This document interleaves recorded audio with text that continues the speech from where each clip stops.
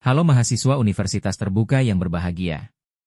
Selamat datang di video untuk pembelajaran interaktif pada modul 5 yang berjudul Perancangan Jadwal Retensi Arsip Fasilitatif dan Substantif. Video ini dibagi ke dalam dua sesi.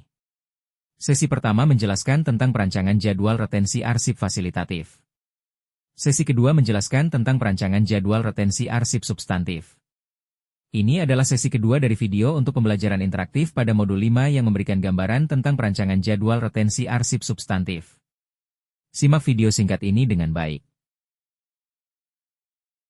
Fungsi substantif merupakan kegiatan utama yang merupakan inti dari tujuan dan tugas pokok organisasi, berfokus pada pencapaian visi, misi, dan tujuan spesifik organisasi. Fungsi substantif dan fasilitatif keduanya saling melengkapi dan saling mendukung dalam rangka pencapaian tujuan organisasi, di mana fungsi substantif fokus pada kegiatan inti atau operasional utama. Keterkaitan antara fungsi substantif dan fasilitatif, antara lain, 1. Mendukung, menjelaskan bahwa fungsi substantif tidak dapat berjalan optimal tanpa dukungan administrasi yang baik dari fungsi fasilitatif.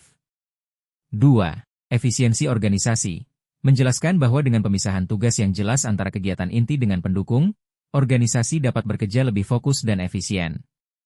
3. Pencapaian tujuan, menjelaskan bahwa fungsi substantif fokus pada tugas utama, sehingga tujuan organisasi dapat tercapai dengan lebih efektif dan efisien, dengan dukungan yang baik dari fungsi fasilitatif. Kedua fungsi tersebut hendaknya dapat bekerja dengan selaras sebagai satu kesatuan organisasi dalam rangka pencapaian tujuan organisasi. Fungsi substantif pada organisasi adalah tugas-tugas spesifik yang diberikan pada unit kerja dalam sebuah organisasi untuk mendukung pencapaian tujuan organisasi mulai dari penyusunan rencana, koordinasi dan pelaksanaan kegiatan, hingga monitoring dan evaluasi atau supervisi. Peran fungsi substantif diantaranya, 1. Merupakan tugas inti organisasi, yaitu bagian yang secara langsung menjalankan tugas-tugas utama pokok untuk mencapai tujuan organisasi. Selain itu juga mendorong pengembangan dan pemanfaatan keahlian khusus. 2. Fokus dan mencapai tujuan utama, yaitu unit-unit kerja bertugas mewujudkan sasaran utama berupa pemenuhan visi dan misi yang telah ditetapkan oleh organisasi.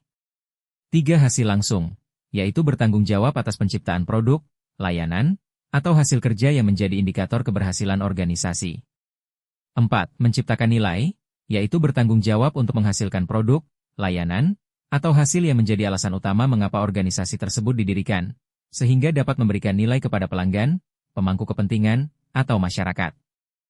5. Mengembangkan keahlian inti, yaitu mendorong pengembangan dan pemanfaatan keahlian khusus yang diperlukan untuk menjalankan operasi utama organisasi.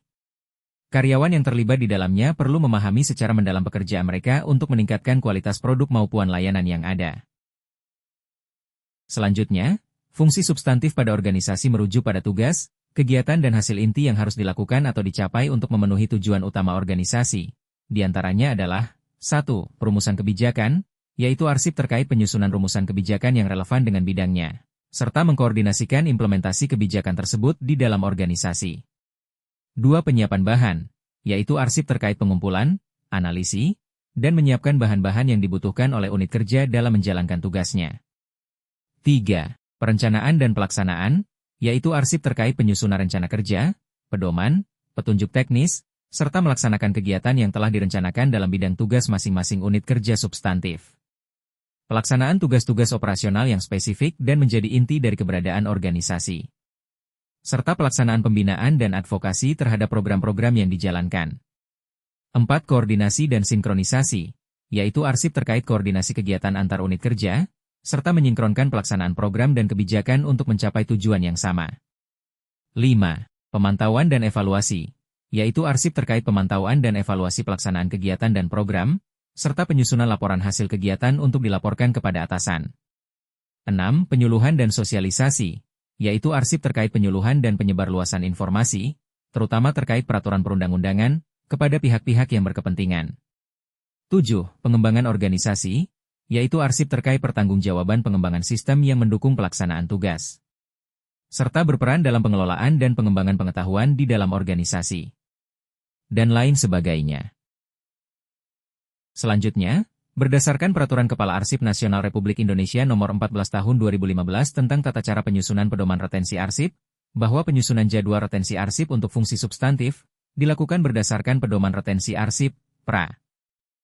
Pedoman Retensi Arsip, PRA, Tersebut disusun berdasarkan urusan penyelenggaraan pemerintahan yang antara lain membidangi beberapa urusan pemerintahan kegiatan. Hingga saat ini pedoman retensi arsip terdiri dari 53 urusan. Urusan yang tertuang dalam pedoman retensi arsip, mulai dari urusan bidang usaha hingga urusan pangan. Berdasarkan urusan-urusan tersebut, yang tertuang di dalam pedoman retensi arsip, maka organisasi dalam penyusunan jadwal retensi arsip dapat memperhatikan jenis arsip dan retensi arsip yang terdapat dalam ketentuan pedoman retensi arsip sesuai urusan yang diemban. Apabila terdapat jenis arsip yang belum terakomodir dalam pedoman retensi arsip suatu urusan tersebut, maka dapat menetapkan retensi pada jenis arsip tersebut dengan merujuk pada jenis arsip yang memiliki nilai guna setara.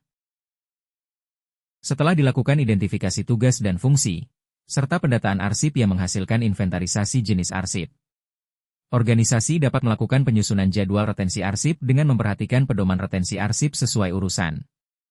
Berikut pedoman retensi arsip yang dapat dijadikan contoh yaitu urusan kearsipan. Pedoman retensi arsip urusan kearsipan berdasarkan Peraturan Kepala Arsip Nasional Republik Indonesia Nomor 19 Tahun 2015 tentang pedoman retensi arsip urusan kearsipan dapat diterapkan untuk lembaga kearsipan baik tingkat pusat, provinsi, kabupaten kota, maupun perguruan tinggi negeri. Jenis arsip urusan kearsipan pada pedoman retensi arsip meliputi kebijakan, pembinaan kearsipan, dan pengelolaan arsip. Retensi arsip memperhatikan peraturan perundang-undangan yang mewajibkan arsip disimpan dalam jangka waktu tertentu. Contohnya adalah peraturan perundang-undangan yang mengatur daluarsa penuntutan hukum, dan kepentingan pertanggungjawaban keuangan. Pedoman retensi arsip pada slide sebelumnya dapat digunakan sebagai dasar penyusunan jadwal retensi arsip instansi yang memiliki fungsi substantif maupun fasilitatif berupa urusan kearsipan. Bentuk pedoman retensi arsip di atas hanya terdiri dari 3 kolom saja yaitu jenis series arsip, retensi, dan keterangan. Dari kolom yang ada perlu disesuaikan dengan format yang dipersyaratkan untuk menjadi jadwal retensi arsip. Rancangan jadwal retensi arsip yang dihasilkan hendaknya dapat memuat 2 retensi yaitu retensi aktif dan inaktif serta keterangan nasib akhir. Pedoman retensi arsip yang sudah disesuaikan menjadi rancangan jadwal retensi arsip dapat dilihat pada contoh berikut.